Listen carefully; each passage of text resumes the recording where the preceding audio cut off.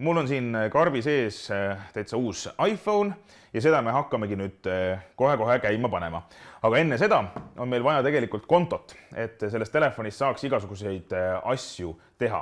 Ja selle konto nimi on Apple ID. Apple ID on siis ligipääs erinevatele Apple'i seadmetele ja teenustele. Näiteks Apple ID abil sa saad osta ja alla laadida enda telefoni erinevaid äppe, erinevaid meeldetuletusi, dokumente ja fotosid Apple'i pilveteenusesse laadida ning Apple ID-d saab kasutada isegi näiteks selleks, et helistada teistele iPhone'i kasutajatele videokõnega või neile kiiresti sõnumeid saata.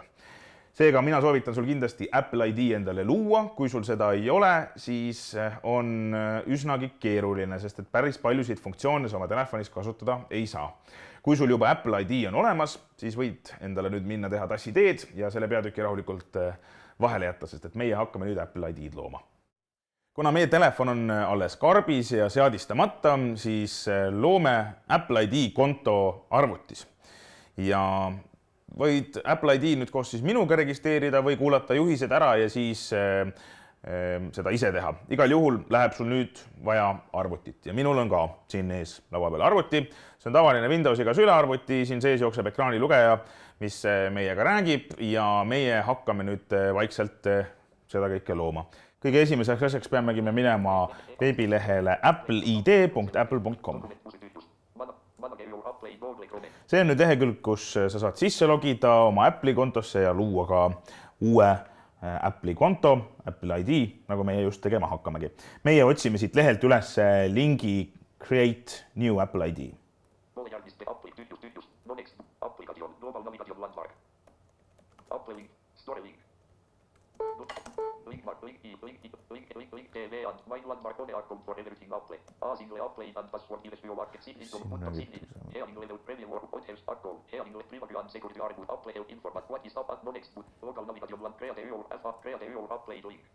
Siin ongi Create Your Apple ID link. Lähme siia. Nii, ja siin on meil nüüd pikk vorm, mida mina täitma hakkan ja kuhu siis Apple küsib erinevaid andmeid. Kõigepealt on vaja sisestada nimi ja pange tähele, et siin on esimese eesnimi ja perekonnanimi on eraldi väljade peal. Nüüd küsitakse meie käest, et kus riigis me oleme. Kirjutame siia Eesti. Väga hea. Nüüd küsitakse meie käest meie sünniaega. Seda on nüüd vaja selleks, et vahel mingisuguseid rakendusi ostes on oluline ka selle kasutaja vanus. Näiteks, et lapsed ei ostaks täiskasvanutele mõeldud rakendusi. Kirjutame siia siis sünnikuupäeva.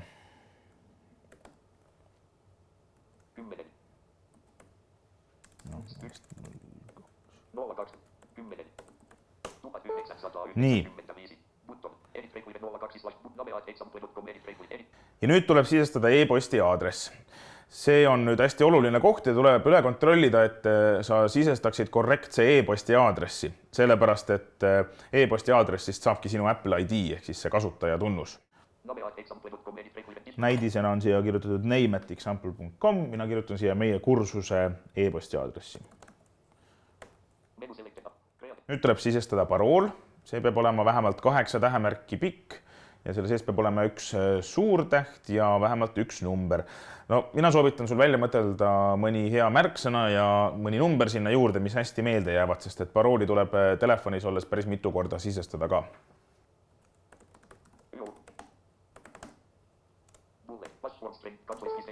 Nii. Ja nüüd tuleb parool uuesti ka kinnitada. Nii, nüüd küsitakse meie käest telefoninumbrit.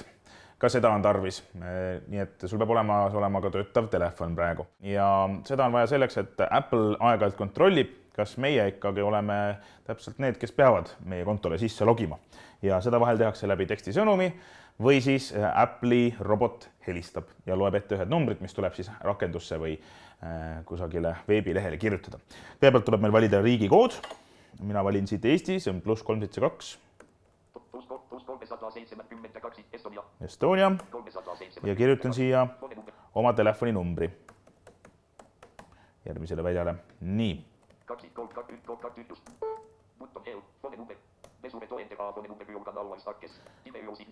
Nii, siin Apple hoiatab meid, et sa pead sisestama numbri, millele sa saad ligi iga kord.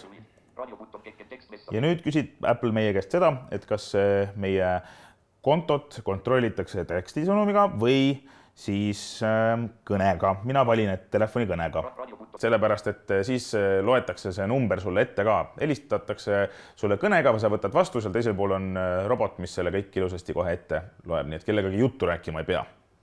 Nii, valime siit telefoni kõne. Nüüd küsib Apple ka meie käest, et kas me tahame saada reklaame ja tutvustusi uute teenuste kohta. Siin igaüks ise valib, kas tal sellise asja vastu huvi on või mitte. Lisaks on võimalik saada tutvustusi rakenduste, muusika ja TV kohta. Ja nüüd lõpetuseks on meil vaja ära teha kõige häirivam toiming, ehk siis tõestada, et me oleme üldse inimesed. Seega on Apple'il siin üks pilt, kus tuleks numbrid ja tähed üles leida. Õnneks on siin aga nupp Visually Impaired. Vajutan selle nupu peale. Ja nüüd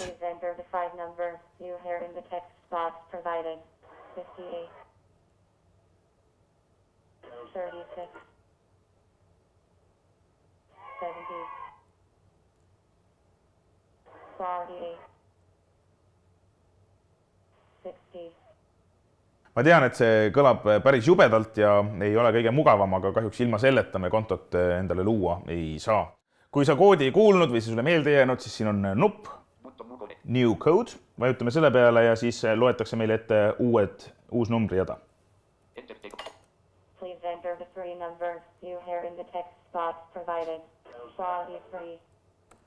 Nii. Vaatame, kas meil läks hästi. Kui kõik läheb hästi ja me vajutame nupule Continue, siis meil peaks olema varsti Apple ID olemas. Just, ja meie Apple ID on loodud. Nüüd on juhtunud selline asi, et Apple saatis meile e-kirja, et kontrollida seda, kas ma registreerisin selle konto ikkagi endale, mitte kellegi teise meilile. Seega nüüd jätame selle lehe siin lahti ja me peame minema oma meiliprogrammi. Mina lähen siit Gmaili ja siin ongi mul kiri Apple'ilt. Kirjast leiame numbri kombinatsiooni, mis tuleb siis kopeerida lahti jäänud veebilehele. See on ühekordne kood, seega seda meelde jätma ei pea. Mina kopeerin ta siit kirjast ja tõstan ilusasti siia numbri kombinatsiooni kasti, mis siin Apple'i lehel on. Ja kui nüüd kõik hästi läheb, ma vajutan Continue, siis mulle helistatakse Apple'ist, nagu ma ennist kirjeldasin, ja loetakse ette üks numbri kombinatsioon. Ja siis saame teada, kas meie number on õige.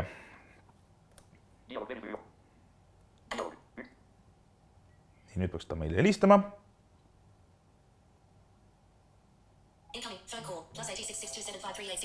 Nii. Ja näed, Apple helistabki meile. Võtame kõne vastu. Hello. This is Apple calling with your Apple ID verification code. Your code is 888387. Once again, that's 888387. Thank you. Goodbye. Seega öeldi meile seda koodi 2 korda. Telefoni meil praegu enam vaja ei lähe.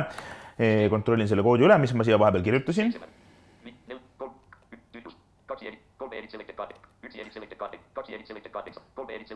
Apple on need numbrite kastid ise ka ära nummerdanud.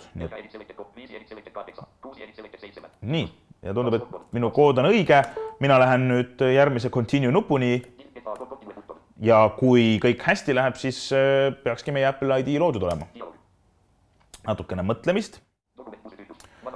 Ja me olemegi jõudnud Apple ID avalehele tagasi ja see tähendab seda, et meie Apple ID on loodud ning nüüd võime arvuti kõrvale panna. Järgmises peatükis läheb päriselt põnevaks, sest et siis hakkame telefoni juba käima panema.